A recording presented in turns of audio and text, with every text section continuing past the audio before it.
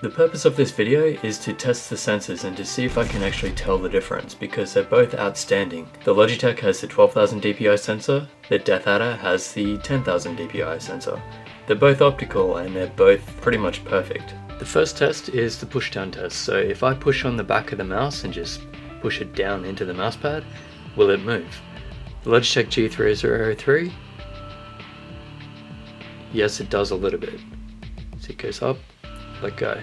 The rest of the movement is actually just me moving. It's really hard to hold this mouse steady. Now for the DeathAdder, that's me moving the mouse again. I can't see any movement just by pushing it down. Now this could be said to be because of the shape rather than the sensor, although I'm a bit concerned about it still on the Logitech G303. They do have some slight issues that just haven't been fixed from the Logitech G302. Still an amazing mouse, don't get me wrong. However, that push down might be a sensor issue.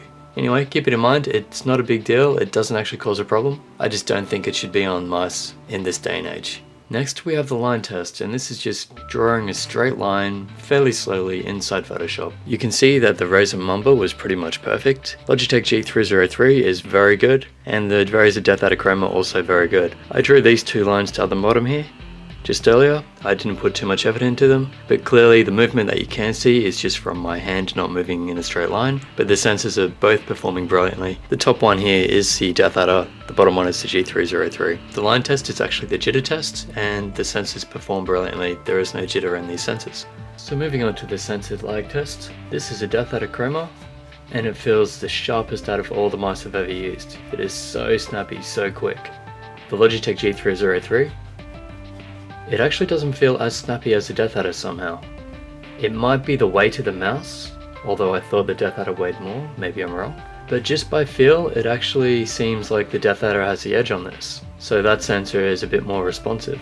But again, it could be the weight of the mouse or maybe the pads. It's really hard to determine just by feel whether or not there's a bit of delay there. However, I don't want to use programs because feel is actually extremely important. You get all the mice tests from the companies and they seem perfect because it's all done by machine and statistics. I like to put it in game and actually test whether or not it feels good. So having the mice side by side, I would have to give the edge to the DeathAdder. There's just something really sharp about that.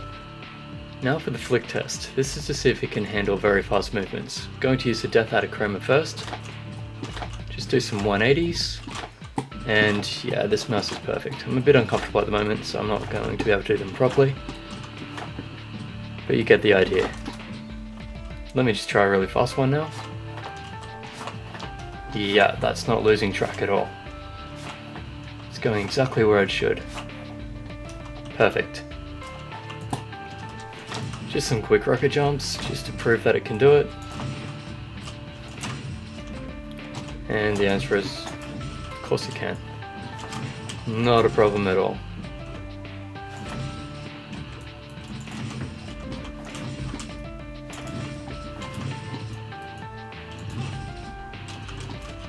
That one's tricky. Okay, now for Logitech G303. And as you'd expect, perfect. Let's just do some really fast ones now. Anyone who's throwing it faster than that, I would love to see a video of you in action, because yeah, I cannot make this sensor spin out no matter how fast I throw it. And of course we know that this one can rocket jump because I've used it in all the other videos. Just like that, no problem. Now let's do some precise movements. So this is zoomed in all the way at 1. So as far as you can zoom in Quake. And the Logitech G303 handles it perfectly. The smallest movement that I do, it tracks. Now the DeathAdder Chroma. Again, absolutely perfect. It picks up every movement. But is it smooth? I don't know if you can see this, but I think there's a bit of a wobble in the DeathAdder. Let me try the Logitech G303 again. So I'm not sure if it's me, but it seems like it's much harder to draw a straight line with the DeathAdder than it is the Logitech. So for precise movements, I'm going to have to give this win to the Logitech. So moving around, it's unlikely that you'll notice it unless you're super precise. but I mean your movement alone is going to upset that, so I doubt you will be able to see it. Still, this is a sensor war, so I have to be harsh on both. So Logitech gets a win right there. And lastly, what about liftoff movement? So if I lift the G303 off the mouse mat, this is how much movement I get. Almost nothing, it's just tracking the upward motion, no problem. If I do the same with the DeathAdder, looks like there might be a little bit more movement. But you know, like when you're actually lifting the mouse in game, you're not going to notice that little bit. So none of these problems are big. I have to say that both sensors have been really good, and I'm definitely happy with both. I wouldn't actually worry about using them even in professional play or competitive play. These perform brilliantly. But as I have to choose a winner, well, there's no push down movement on the DeathAdder, so it wins there.